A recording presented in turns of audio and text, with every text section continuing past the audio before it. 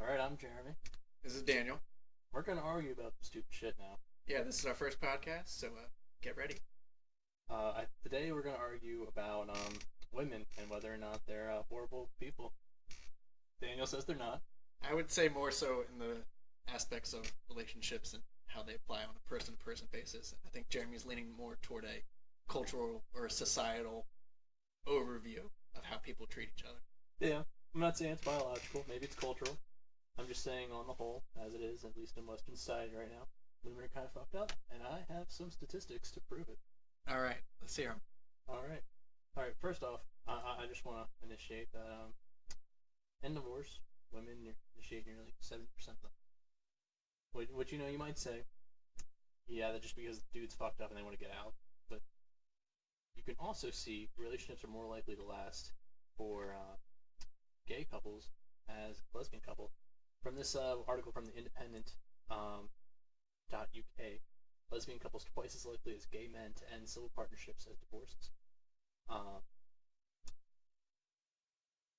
Okay, so we have some of those statistics, but the issue I think we keep coming down to, at least when we've discussed this beforehand, is what's the crux of the issue that men and women over these topics seem to not be able to communicate about, or at least articulate in a way that we know what's actually going on. Because we have a lot of opinions and statistics and personal experience, but it doesn't seem to give us the answer that we want, or at least the answer that could help us define this situation better.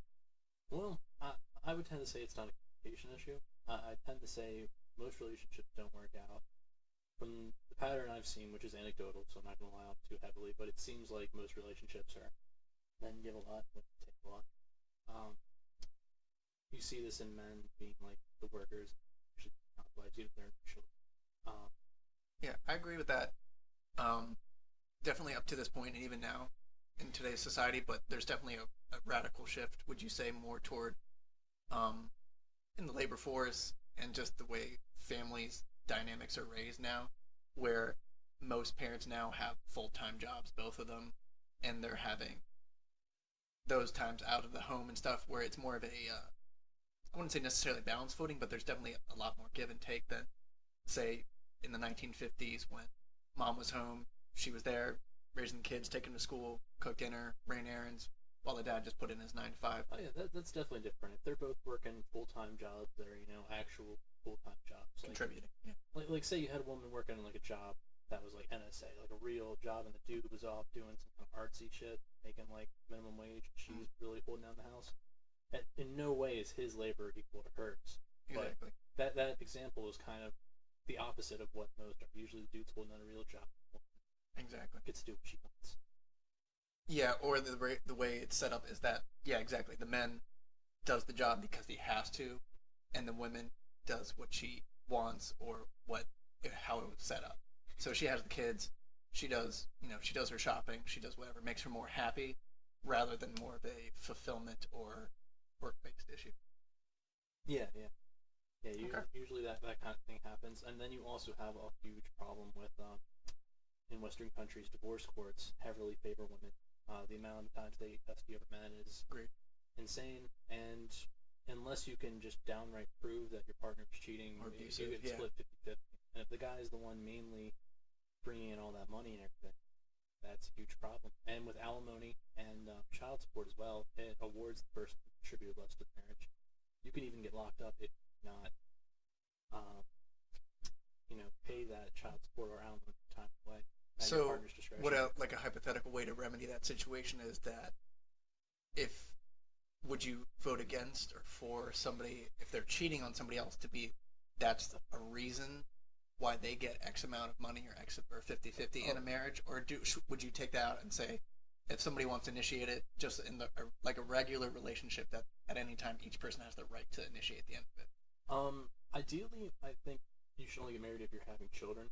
And if you are, I think the 50-50 thing, we already have it, so if you're cheating now and you can prove that you're cheating, you don't get anything. Yeah. At least as far as I can understand. Right. And then, but we have alimony for life and things like that. I think alimony should be maybe for a 5-year period to get you on your feet, and I don't think it should ever be much as awarded to, even 50% of what the one person makes. Okay. I think that's ridiculous. Sometimes it's more than they actually make per year, which Yeah, is I also literally impossible.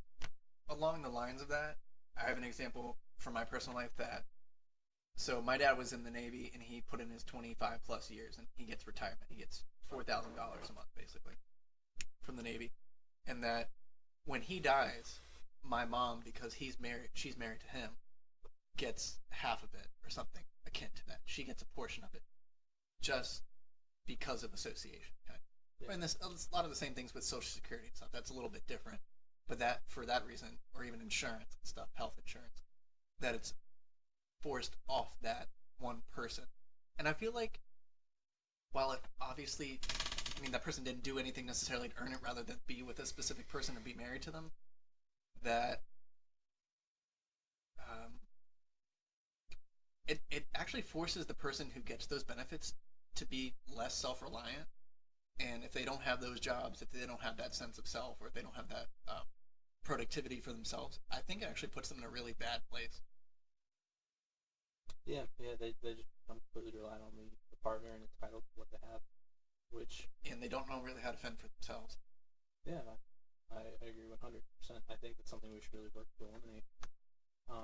And because Or at women, least have a say in it. Like there could be an issue where, like, okay, so you have kids or et cetera, whatever, and there's a situation where, oh, if this happens, you get X amount of money, and then you contribute whatever you contribute, or have more of an agreement base rather than just, oh, that's the way it's handled, and that's just there's no wiggle room. Does that make sense? yeah, um, Okay. I do think because um, you mainly have women in these sides of the relationships where they have this dynamic. I think it does affect, I guess you would say, the culture of women as a whole. It seems to be, it gets passed on from like mother to daughter, from peer to peer.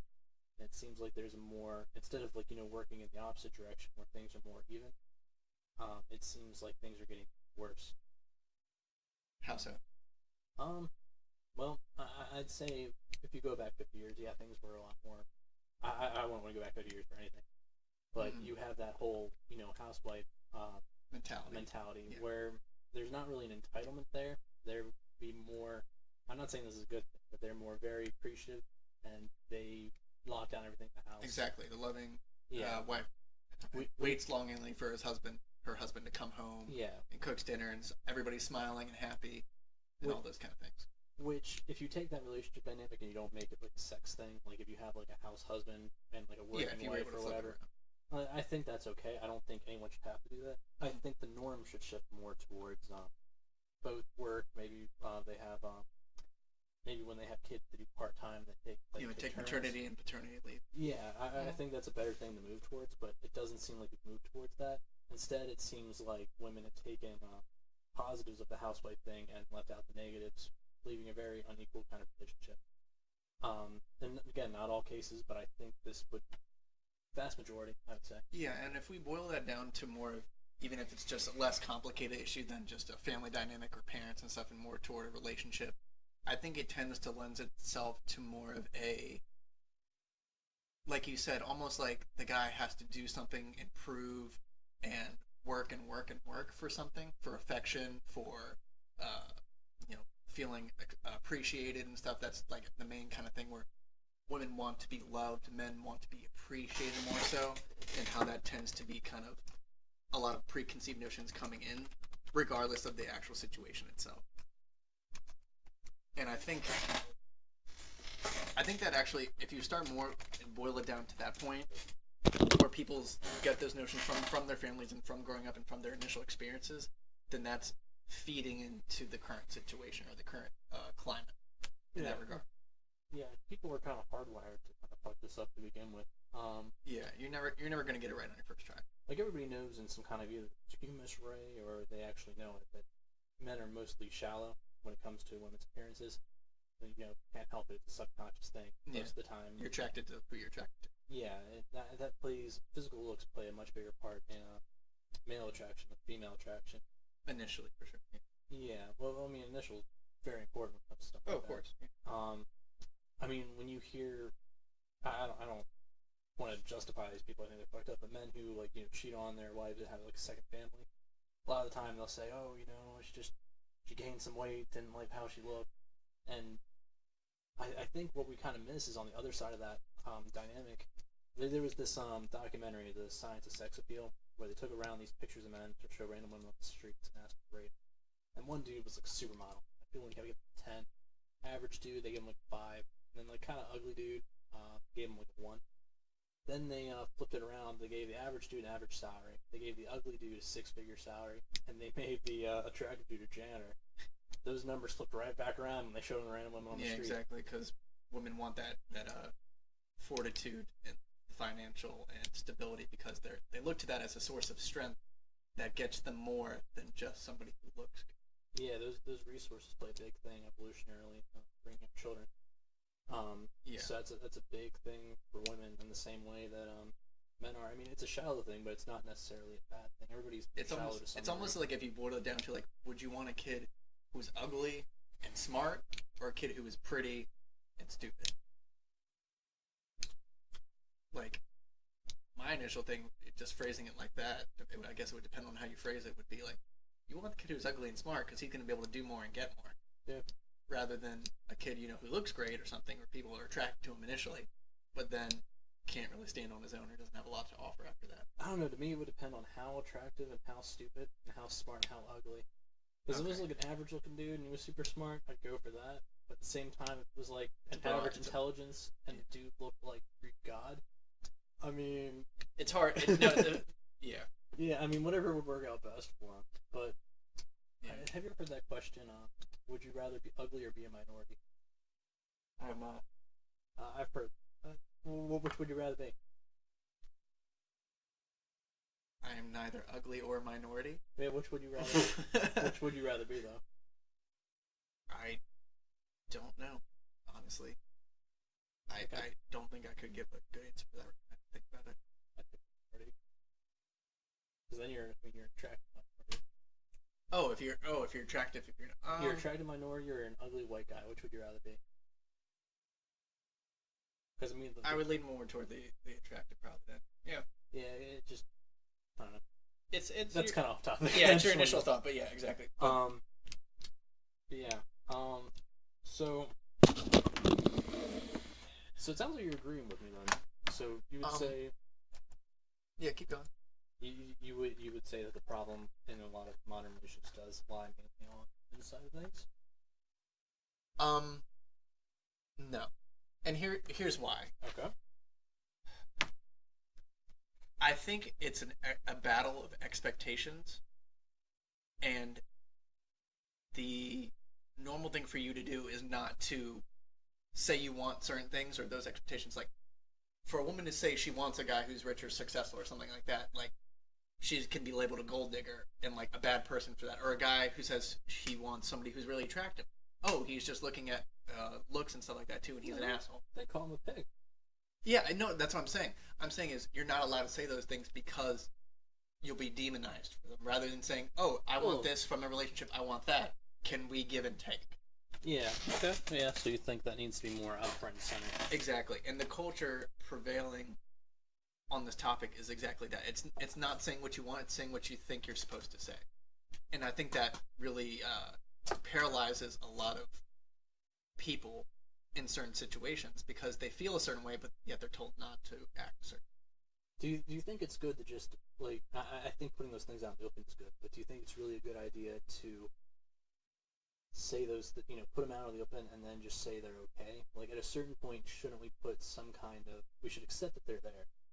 Like we should accept that everyone's kind of selfish and self-interested. Exactly. But at the same time, shouldn't we kind of put some kind of cultural thing saying you need to balance that out? Yeah, no, of course. I'm not saying do exactly what you feel all the time every single time or because of that reject somebody. I'm saying have those things out in the air and then everybody says it's about compromise. Even dealing with just friendships and something like that too. Like nobody's ever going to match up 100% or get along 100%. So you have to give and take at a certain point.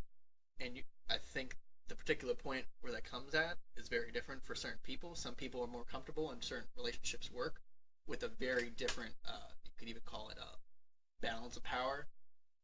But to accept that and not see that as a bad thing and work toward your own individual, how you feel about yourself going into that, rather than you know, oh, somebody's treating me poorly or something like that too. I'm going to get back at them, or I'm not going to say how I feel. I'm going to shut off or something. But So you think the problem isn't? I don't think it's inherently based on a certain sex. I think it's inherently um, a difference between uh, the sexes and how they're raised and the proclivity to which they lean toward. Okay, then okay, got another statistic for you here. Let's see. Oh yeah, okay, I already brought this one up. The lesbian couples are twice as likely as men to divorce. Mm-hmm. Um, I mean, how exactly do you account for that? It seems like there's a greater amount of discontent for women. I mean, they initiate divorces 80%, or no, was it 70% in straight couples, and it seems like gay men, if they're twice, I mean, they're twice as likely not to divorce, they're twice as likely to stay together. So, Okay. I mean, how do you account for that, saying it's an equally spread problem when you can see samples of couples that are purely men and couples that are purely women, and the men do much better in the long.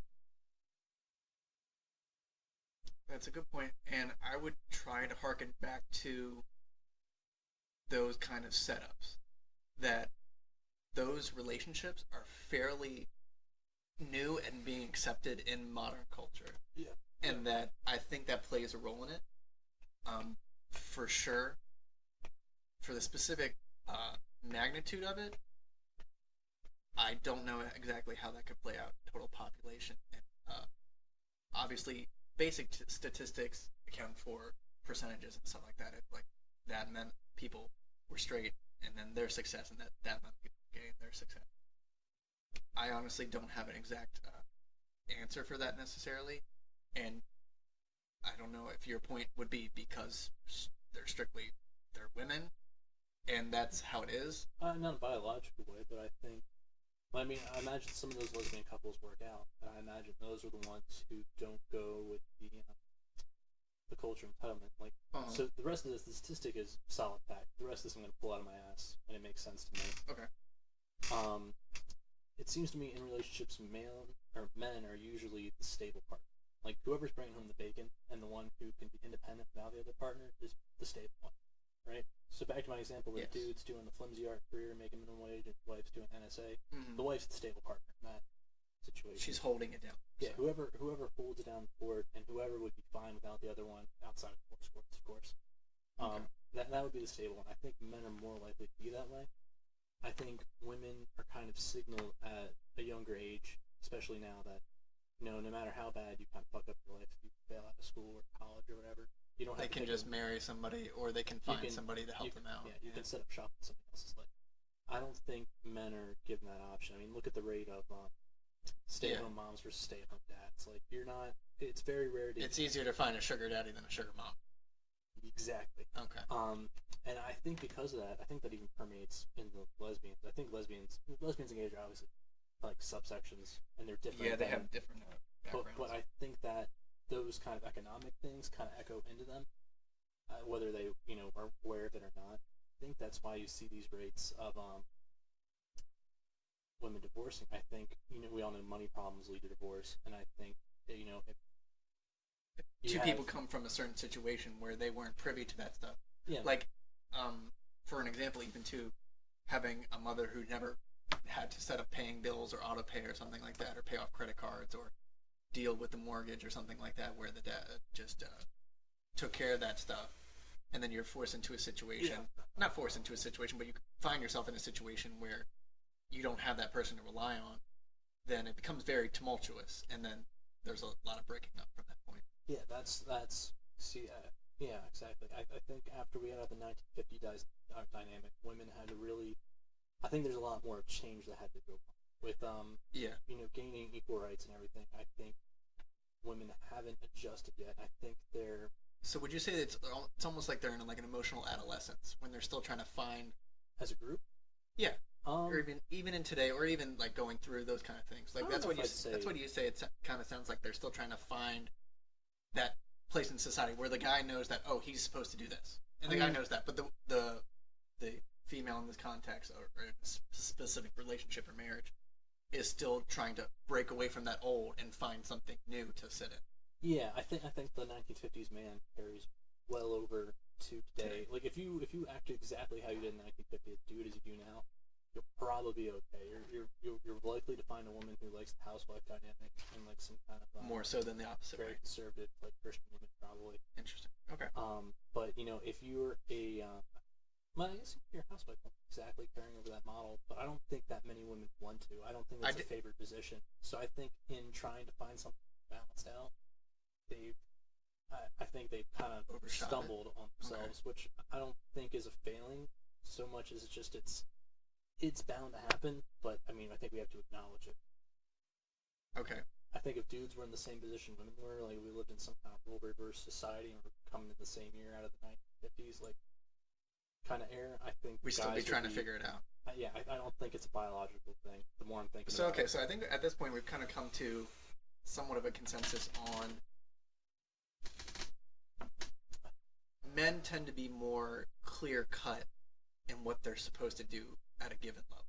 Men are raised to support themselves, and if not just themselves, support somebody else. Women are kind of raised to kind of still go with that 1950s, find someone else to depend almost on. Be like a branch off a tree rather than the trunk. But instead of being the stable 1950s model, they're able to do things that they have the social mobility that they didn't have prior. Yeah, and so they want to do their own things, but at the same time they don't. They have privileges, but maybe they haven't. They have the responsibilities, but they haven't really. I don't think they're as aware of it. Because, I mean, we've had it passed down from father to son for like 1,000 years. Women, I don't think it's been the same way. I think, parents tell their daughters, find someone to support you. So we're talking pretty broadly speaking, more so in the general context of individuals in a given relationship. But how about we drag it down to more specifics and the way that plays out and how the dynamic is set up between in a heterosexual relationship or marriage, starting with a relationship and then how it could move into marriage and what would kind of happen in the mindset and kind of stuff that you would see that leading into. Well, I'm kind of confused on what you're asking exactly. So what I'm saying exactly is we have these general statements, but now give more of a specific aspect in your own personal experience or something like that that would bring to life these more general feelings that we're talking about. So like something that probably everyone experienced is you go on a date. Usually the man pays, the woman will pick to grab her, the check, or if the woman does split the bill, she's progressive. If the guy asks to split, he's cheap. I mean, you can just if you're not from your own life experience, if you've never dated, just Google it. Yeah, I mean, or at the very least that kind of awkward not knowing. Which shows, I mean, can you imagine? I mean, there's like an old joke when two gay guys go on a date, who pays? Like, that's kind of homophobic, but I mean, there's a point to it, and what it's really poking fun at is what's the dynamic there, or like why is there a necessity for that kind of situation? Yeah, we fucked up in the past because we figured that you could just figure out these dynamics based on your sex. But now it's changing. Yeah, but we still have that inkling that things should be based off biological sex. Yeah, because of that, women maybe are entitled. Exactly. If I'm going out with somebody that I'm recently more into, my initial reaction would be to pay for the first thing, and then after that, if I suggest going somewhere, okay, I'll pay for that, depending on if it's not super expensive or something like that. And then the next time, if they suggest something, oh, well, I want to go here, then they pay for it. Kind of. I think that's kind of circumnavigating the problem. It's like when you have people who say you need, IDs in order to vote, or driver's license or whatever, which what they're usually it's Republicans who suggest it because they know usually people in cities don't have driver's license and then they won't vote. And people in cities tend to be Democrats. It's gerrymandering, yeah. I think it's the same thing. Well, gerrymandering for districts. Okay. But I think it tends to be the same thing when you say whoever suggests the date. I mean, how many times the amount of times women ask out men versus men ask out women. The direction for that is that the men's supposed to have a plan, supposed to set it up, and I don't know, make it romantic or have everything played out. I'm actually gonna go with that one's not cultural. That one's deeply biological. I mean, if you look at evolutionary psychology, like women pick quality mates, men pick quantity. I mean, just in our deep subconscious, that's buried in. Just think about it. If you are a man and given enough willing women and the right timing, you could impregnate 4 women. Evolutionarily, it's jackpot. That's what you're trying to do. Yeah. But for women, you can get one baby out every 9 months. Probably gonna want time in between, but I'm talking like pure max. So you want to focus on quality, where dudes just want to focus on quantity. Because dudes are focusing on quantity and they need numbers, women have to be more discriminatory than men. Exactly. Men are usually the ones who have to pursue. That's why in a lot of other species, men have to do an elaborate dance, or like in certain bird species and stuff like that too, to get a mate or to do something similar. And then we have those kind of social dances that we put on ourselves in going on dates and getting to know people and stuff to find out those specific things about your potential mate. Yeah, and because of that, I think saying whoever suggests the date, I think you're ultimately just really rounding out to most of the time men have dates. That just tends to be how heterosexual or hetero. Okay. Well, what if we get to the point where we're in a relationship at this point, and I'm not going to pay for the dates now. We're going to split it 50-50. I think if you really wanted to be smart about this and you wanted to make sure, speaking from a dude's perspective, I'm not sure exactly what problem we face with dating on because I'm a dude. We don't know. But let us know. In the comments board. Are we put this on YouTube? Why not? Okay. I would say you would always want to split the bill. If they think you're cheap, that kind of signals an entitlement, and you want to get out of there. You don't really want someone who's entitled. Unless you're going for that 1950s, you want that housewife, then all my advice to you is get a prenup and maybe double think it, because I don't think that could be that fun. I probably wouldn't want it if that's what it was going to keep coming down to. I definitely put my girlfriend first.